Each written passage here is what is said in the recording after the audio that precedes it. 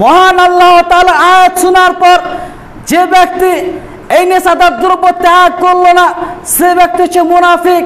আর মুনাফিক ব্যক্তি জান্নাতে যাবে না, সে ব্যক্তিকে জাহান্নামে যেতে হবে।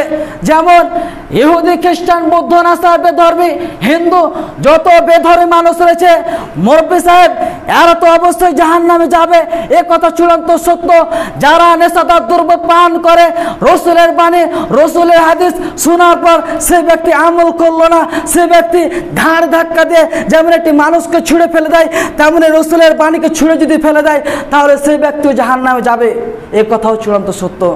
কিন্তু ইহুদি, খ্রিস্টান, বৌদ্ধ জাহান্নামের তলে থাকবে না। মুরব্বি সাহেব, যুবক ভাই, জাহান্নামের তলে থাকবে না, জাহান্নামের তলে থাকবে আপনি, আপনার পিতা, আপনার সন্তান, আপনার কন্যা, আপনার মেয়ে। কেন?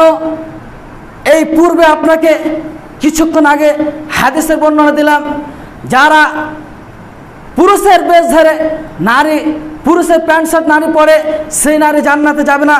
যেমন যে নারী পুরুষের প্যান্ট শার্ট পরে, পুরুষের টি শার্ট পরে, সেই নারী যেমন জান্নাতে যাবে না, তার পিতা, তার মা তেমন জান্নাতে যাবে না, তার সন্তান বড় ছেলে জান্নাতে যাবে না।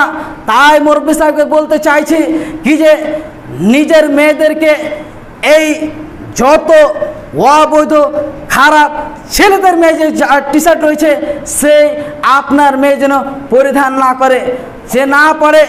যদি আপনার মেয়ে এইগুলো পরিধান করে, তাহলে আপনি পিতা, আপনি জান্নাত যেতে পাবেন না, আপনি জান্নাত যেতে পাবেন না। এবং আপনার কন্যা যদি এইভাবে বেপরদায় চলাচল করে, তাহলে আপনি পিতা, আপনি জান্নাতে যেতে পাবেন না।